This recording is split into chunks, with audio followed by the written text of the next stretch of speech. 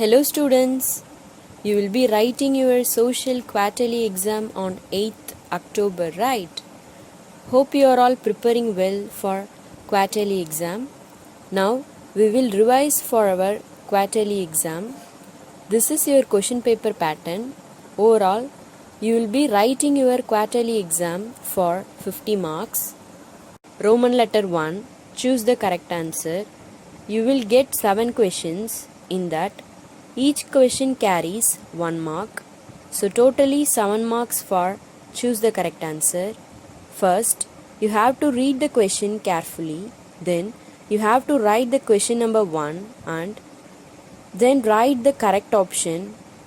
If B is correct, then write option B and write the correct answer. Likewise, you have to answer all the 7 questions. Roman letter 2, fill in the blanks. Here also you will get 7 questions. In that, each question carries 1 mark. So totally 7 marks for fill in the blanks. Roman letter 3, match column A with column B. In section A, you will have 6 questions. In that, each question carries half mark. So totally 3 marks for section A. Likewise, in section B also, you will have 6 questions. In that, each question carries half mark. So totally 3 marks for section B. Roman letter 4, answer the following questions briefly. Here, you will get 5 questions. In that, each question carries 2 marks. So totally 10 marks for short answer questions. Roman letter 5, distinguish between the following. Here, you will get 2 questions. In that, each question carries 2.5 marks. So, totally 5 marks for distinguish between the following. Roman letter 6, answer the following questions in detail. Here, you will get 3 questions. In that, each question carries 5 marks. So totally 15 marks for detailed answers. Now, we are going to revise the first chapter in history, which is how, when and where. Chapter 1, summary. In 1817, James Mill, a Scottish economist and political philosopher, published a massive 3-volume work, A History of British India. In this, he divided Indian history into 3 periods: Hindu, Muslim and British. This periodization came to be widely accepted. Moving away from British classification, historians have usually divided Indian history into ancient, medieval and modern. One important source of Indian history is the official record of the British administration. The Britishers believed that the act of writing was important. Every instruction, plan, policy, decision, agreement and investigation had to be clearly written up. By the middle of the 19th century, along with the spread of printing, multiple copies of these records were printed as proceedings of each government department. The practice of surveying also became common under the colonial administration.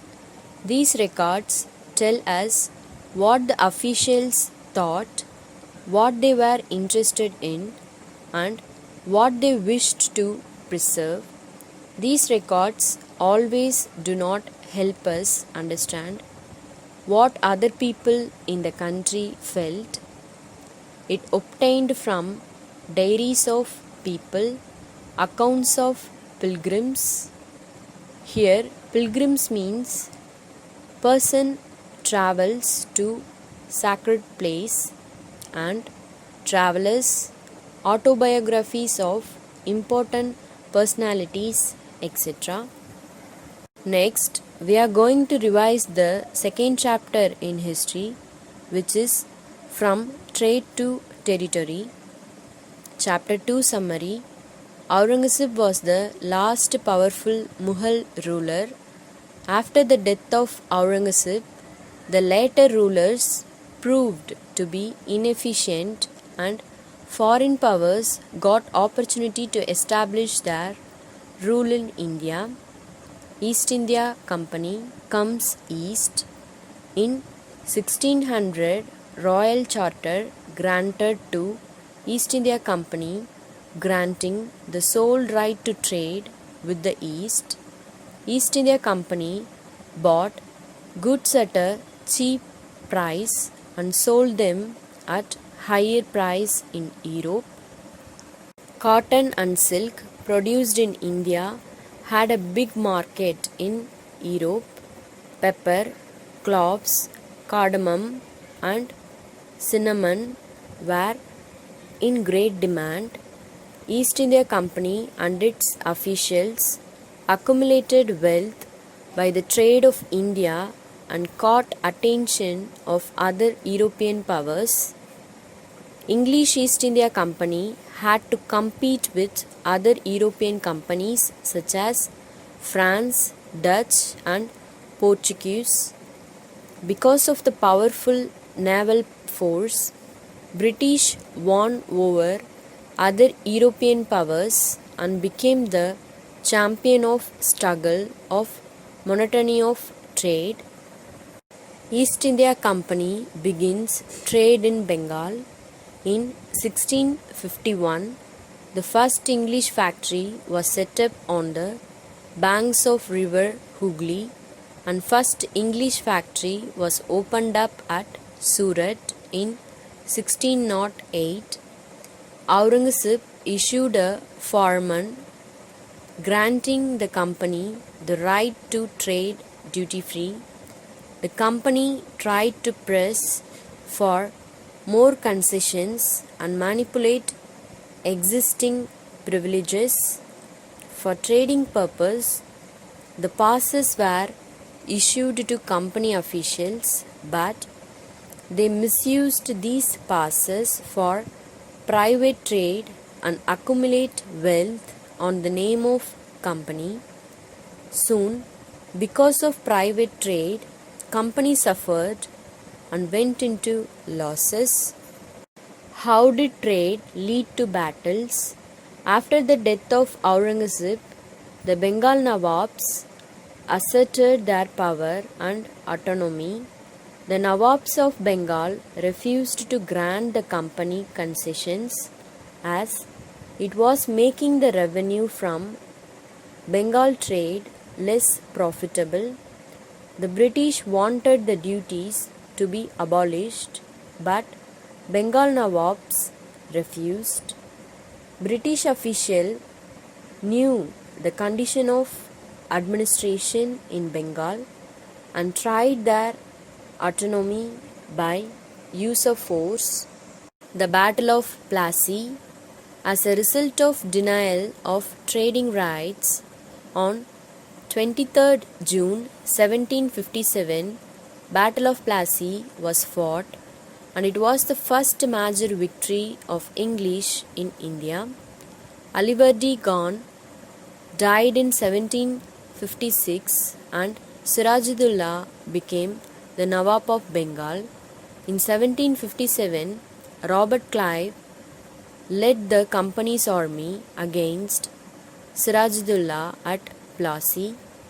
Main reason for defeat of the Nawab was that the forces led by Mir Jafar, one of Sirajuddaullah's commanders, betrayed Sirajudullah and never fought the battle.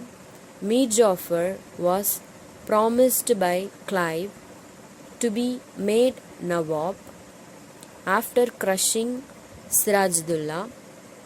Then, as per the deal, Mir Jafar became the Nawab of Bengal after the defeat and death of Sirajudullah, but he was the nominal head of Bengal.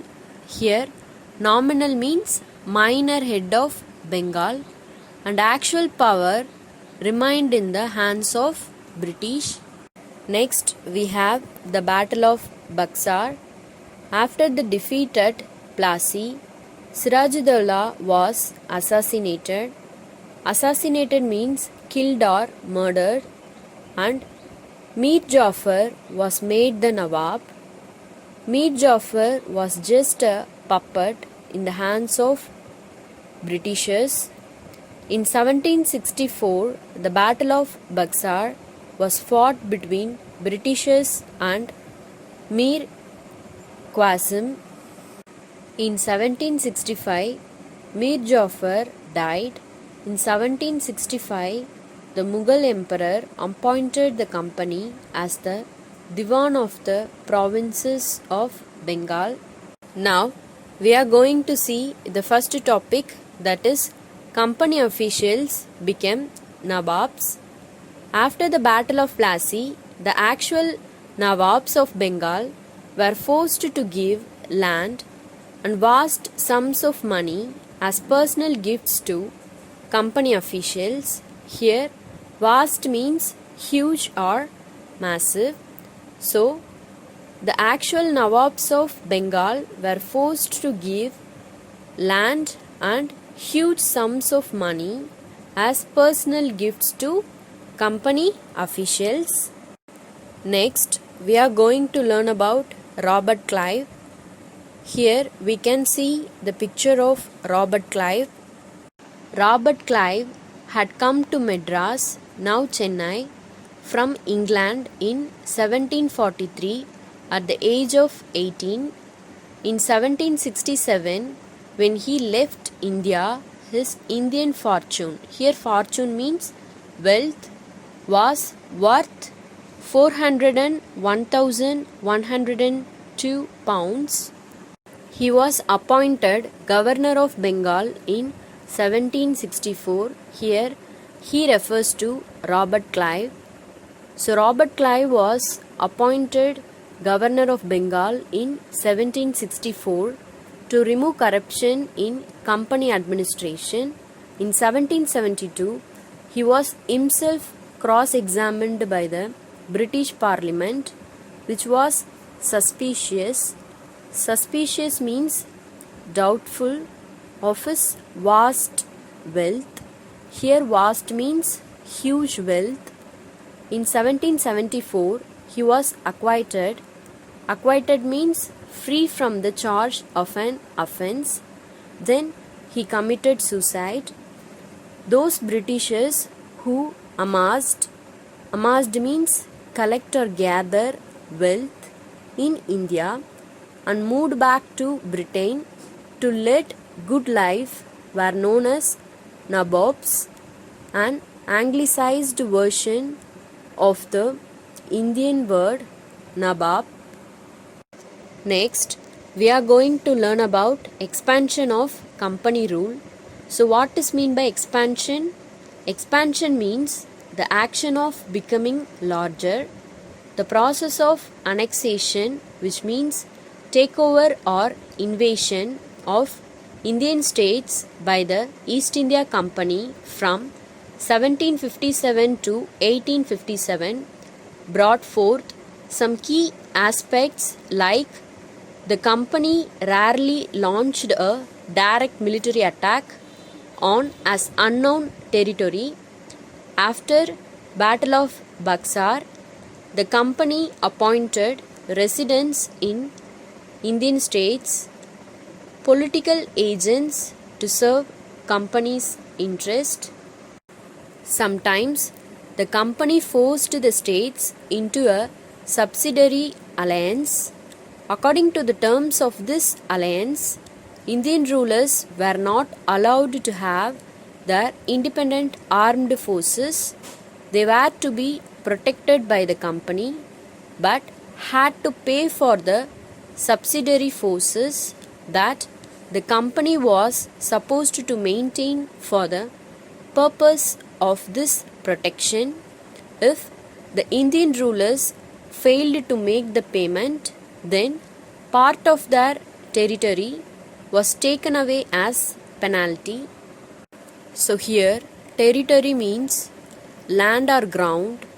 If the Indian rulers failed to make the payment, then part of their land or ground was taken away as penalty. For example, when Richard Wellesley was Governor General from 1798 to 1805, the Nawab of Awadh was forced to give over half of his territory to the company in 1801 as he failed to pay for the subsidiary forces. Hyderabad was also forced to cede. Cede means surrender territories on similar grounds.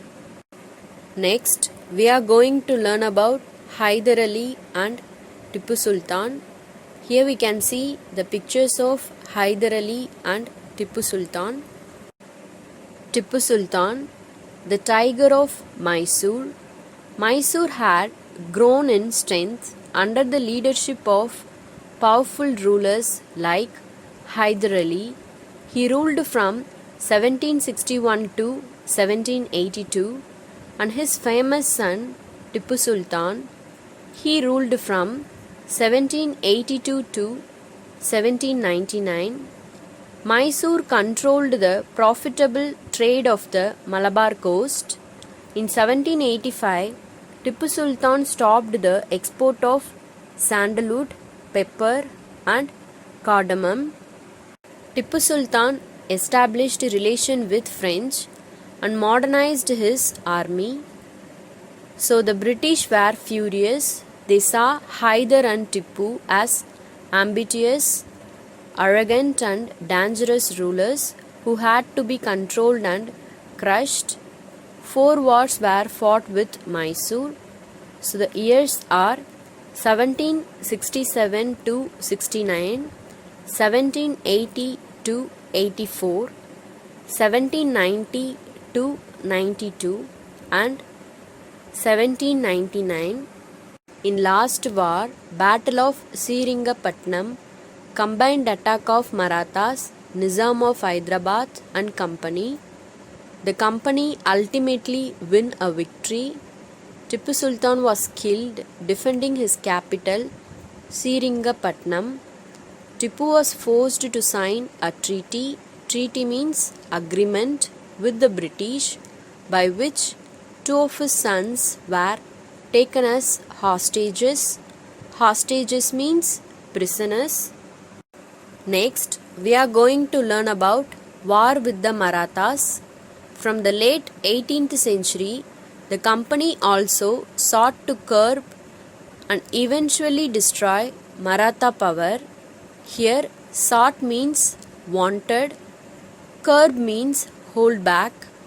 So, from the late 18th century, the company also wanted to curb. Curb means hold back and eventually destroy Maratha power. With their defeat in the Third Battle of Panipat in 1761, the Marathas' dream of ruling from Delhi was shattered. Here we can see the picture of Third Battle of Panipat. They were divided into many states under different chiefs, which means Sardars, belonging to dynasties such as Scindia, Holkar, Gaikwad and Bhonsle.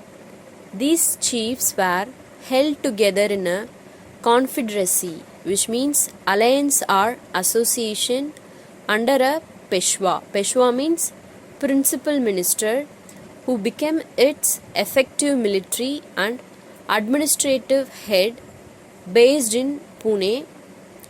Mahaji Scindia and Nana Bhatnis were 2 famous Maratha soldiers and statesmen of the late 18th century.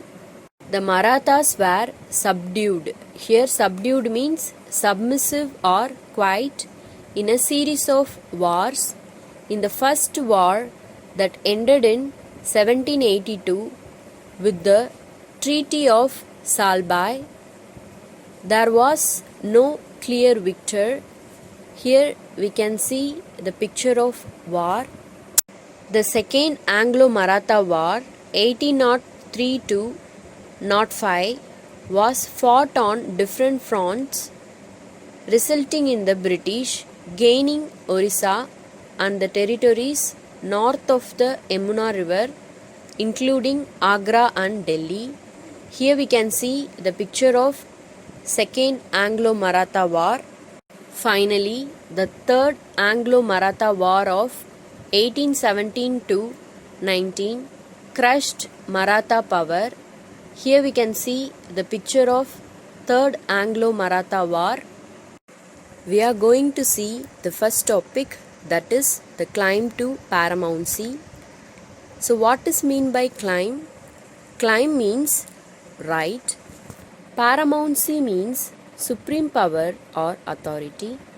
So the claim to paramountcy means the right to supreme power or authority. From the very start of the 19th century, the company pursued an aggressive policy of territorial expansion. Here, pursued means follow or chase someone or something. Aggressive means violent. Territorial means relating to the ownership of an area of land or sea.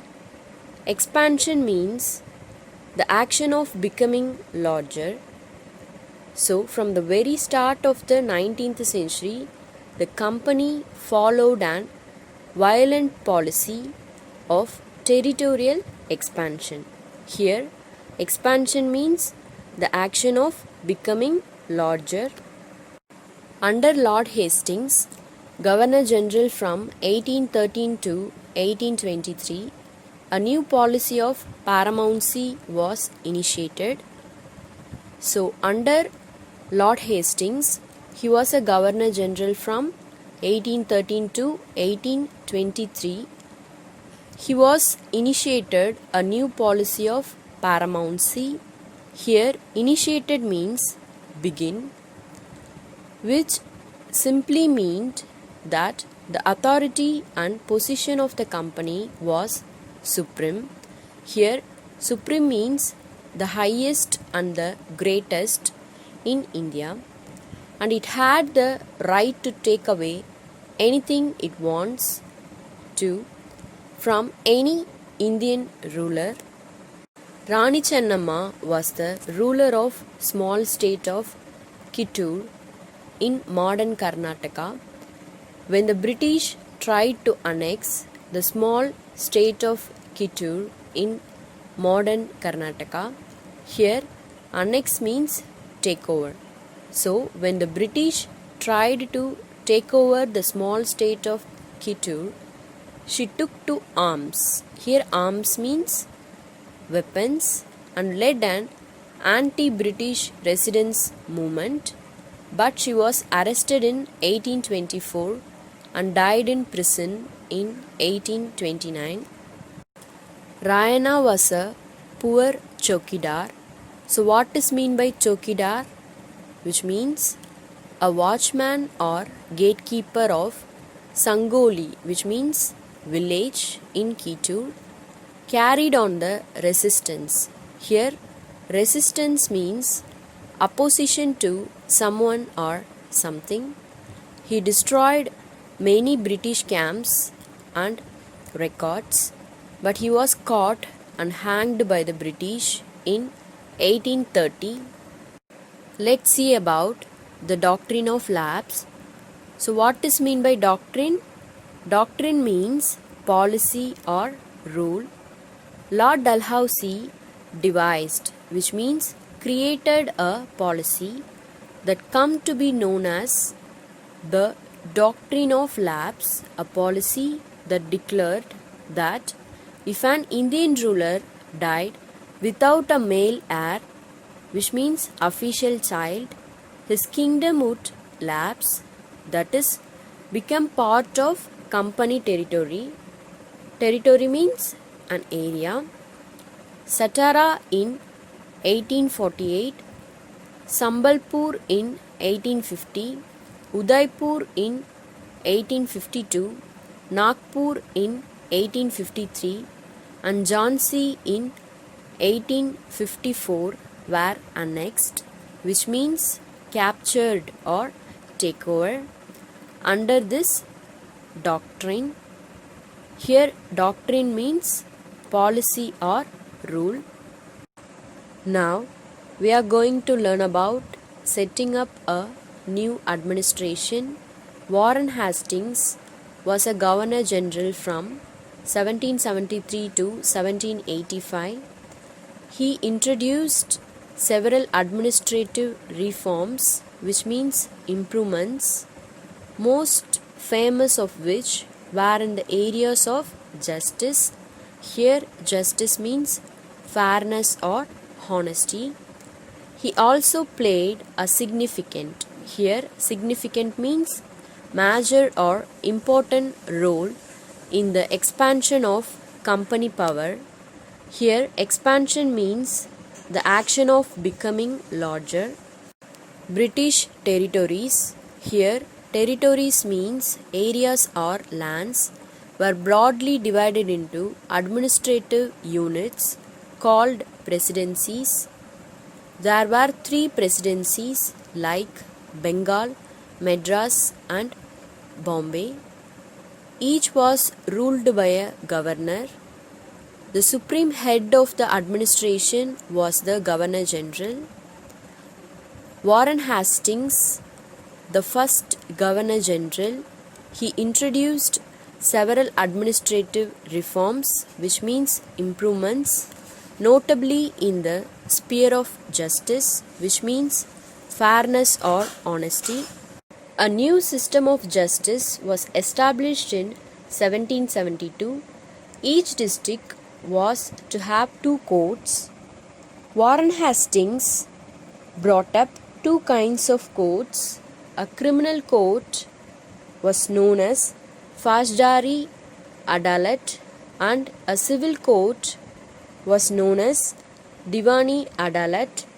Now let's see some keywords. Savar, which means men on horses. Musket, which means a heavy gun used by infantry soldiers.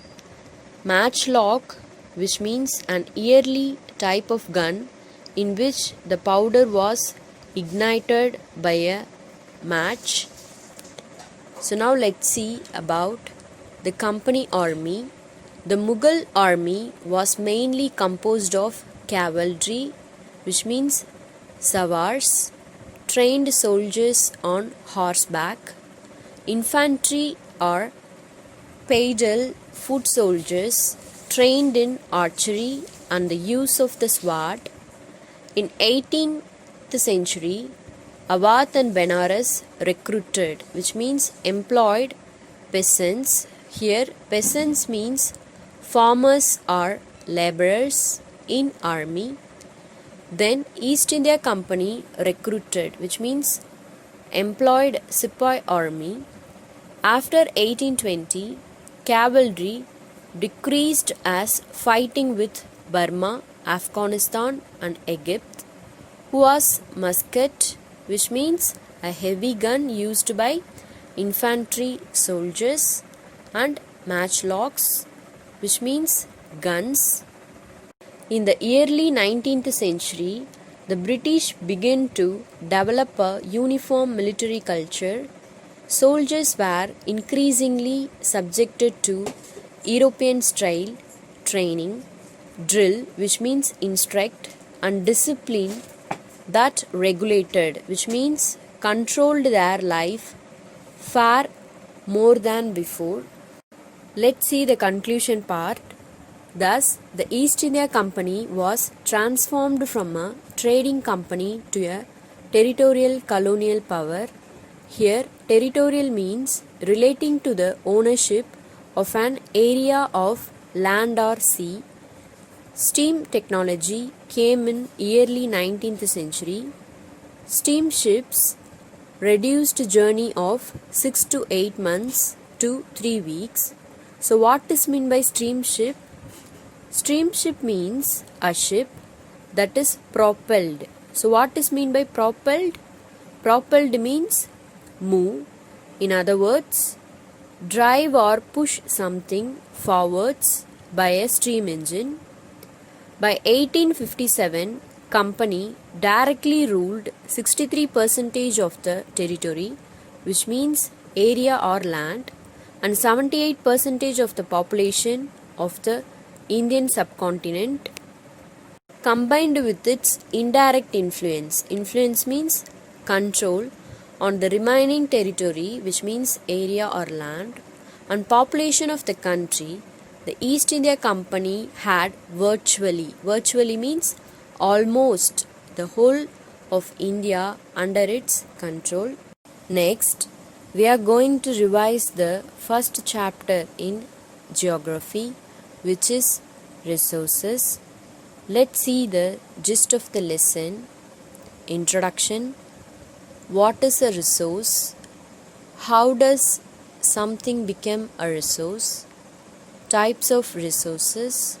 There are 3 types of resources, like natural resources, man-made resources, and human resources. Then conserving resources. Finally, we have conclusion part. Now let's see what is a resource. Anything that can be used to satisfy a need is a resource. In other words, any object or substance, living or non-living, that has utility is known as resources. Here, utility means usability or usefulness or helpfulness. Water, electricity, rickshaw, vegetable, and textbook have something in common. They have all been used by us, so they have utility. Here, utility means when any object or thing takes the form of a usable resource, it is called utility. Utility or usability is what makes an object or substance a resource. Now, let's see how does something become a resource. Things become resources only when they have a value. Its use or utility gives it a value. All resources have some value, which means every resource is valuable in its own sense.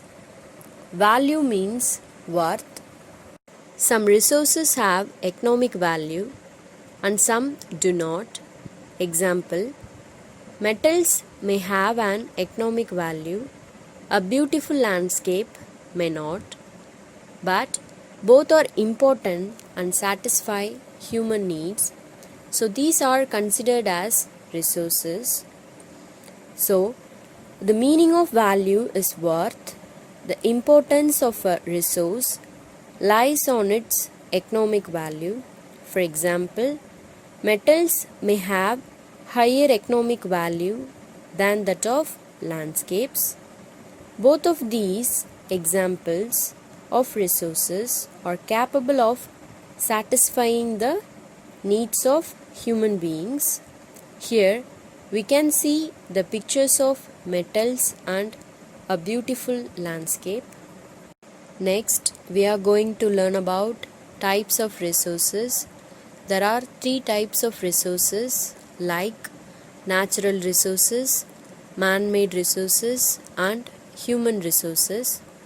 Now, let's see about natural resources. Resources that are drawn from nature and used without much modification are called natural resources, which means those resources which you can easily draw from nature and can use them directly without any further modification are known as natural resources. For example, the water found in lakes and rivers, the air around us used for breathing, minerals of different types, soils. All these are examples of the natural resources that are present around us. We use all such resources directly. These are also free gifts from nature. Next, we are going to learn about man-made resources. So, what is meant by man-made resources? The resources which are created from natural resources through human resources are known as human-made resources. For example, buildings, bridges, roads, etc. Human-made resources means when the original form of natural resources is changed by human beings to make it more useful, then it is called man-made resources or human-made resources. Next, let's see about human resources. People are human resources. It refers to the quantity and abilities of the people. In other words, human resources means people are human resources. Education and health help to make people a valuable resource. Natural resources are classified into different groups depending upon their level of development and use, origin, stock and distribution. Natural resources also called as gifts of nature. So what is mean by stock of resource? It is the amount of resources available for use. The first one is on the basis of level of their development and use. Natural resources can be classified into two. The first one is actual resources and the other one is potential resources. So what is mean by actual resources? Actual resources are those resources whose quantity is known, whereas potential resources are those resources whose entire quantity may not be known. Actual resources are being used in the present, whereas potential resources are not being used at present and could be used in the future. This is due to the present level of technology is not advanced enough to easily utilize these resources. Examples of actual resources are the dark soils of the Deccan Plateau in Maharashtra, coal of Germany, petroleum in the West Asia. Examples of potential resources are the uranium found in Ladakh is a potential resource that could be used in the future. The second one is on the basis of origin, the natural resources can be classified into two. The first one is biotic resources and the other one is abiotic resources. Biotic resources includes all the living things, whereas abiotic resources includes all the non-living things. Examples of biotic resources are plants and animals, etc. Examples of abiotic resources are soil, rocks, minerals, etc. The third one is on the basis of stock. Natural resources can be categorized into two. The first one is renewable resources and the another one is non-renewable resources. Renewable resources are those which get renewed or replenished, which means fill something up again or refill quickly, whereas non-renewable resources are those which have a limited stock. In renewable resources, some of these are unlimited and are not affected by human activities such as solar and wind energy, while Careless use of certain renewable resources like water, soil, and forest can affect their stock, but storage and drying up of natural water sources is a major problem in many parts of the world today. Whereas in non-renewable resources, once the stocks are exhausted, this means completely used up, it may take thousands of years to be renewed or replenished, which means fill something up again or refill. Since this period is much more than human lifespans, therefore they are considered as non-renewable. Examples of renewable resources are solar energy, water, soil, forest, etc. Examples of non-renewable resources are coal, petroleum, natural gas, etc. The fourth one is on the basis of distribution, natural resources can be further classified into two. The first one is ubiquitous resources and the other one is localized resources. Ubiquitous resources are found everywhere on the earth, whereas localized resources are found only in certain places. Examples of ubiquitous resources are land, water, air, etc. Examples of localized resources are copper, iron ore, etc. Next, we are going to learn about human-made resources. Natural substances become resources only when their original form has been changed.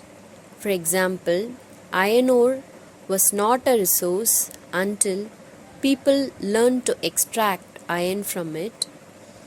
Technology is also a human-made resource. People use natural resources to make buildings, bridges, roads, machinery and vehicles, which are known as human-made resources. Next, we are going to learn about human resources. People use the nature in the best possible way, using their knowledge, skill and the technology. Therefore, they are considered as human resources. Education and health help in making people a valuable resource. Next, we are going to learn about human resource development. Improving the quality of people's skills so that they are able to create more resources is known as human resource development. So let me explain this.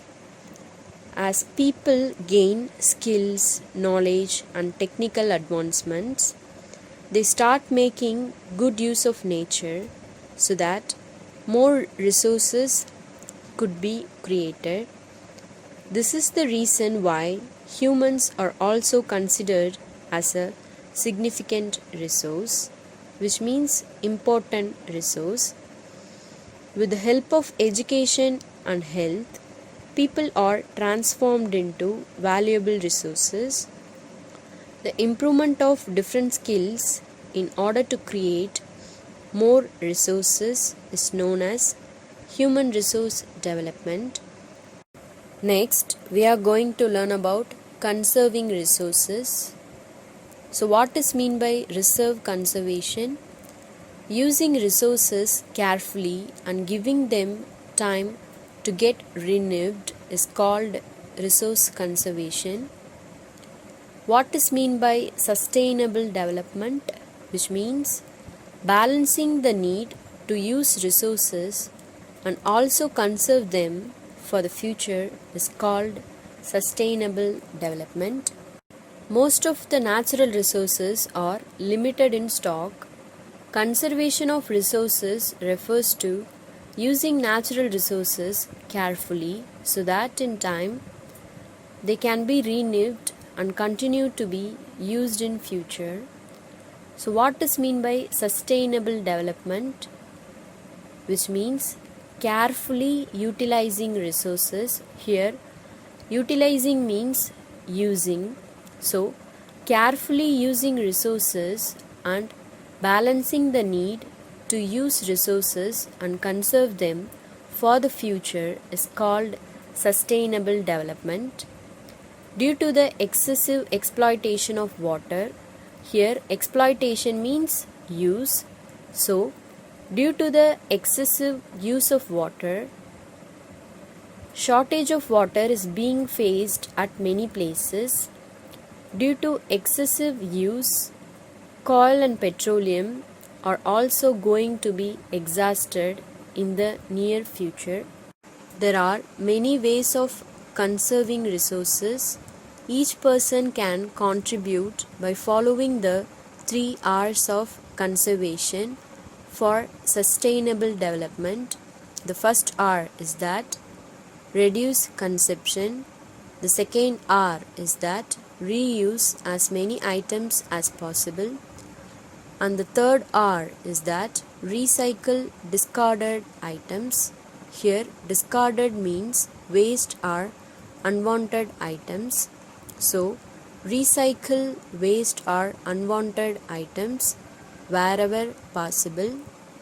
Now we are going to see the conclusion part. The future of our planet and its people is linked with our ability to maintain and preserve the life support system that nature provides. Therefore, it is our duty to ensure that all uses of renewable resources are sustainable. The diversity, which means variety of life on the earth, is conserved. Then the damage to natural environmental system is minimized. Students, first you have to go through the lesson carefully. Some 1 mark questions will be asked from inside the lesson. Students, prepare well for your exams. So now we have reached the end of this session. Thank you.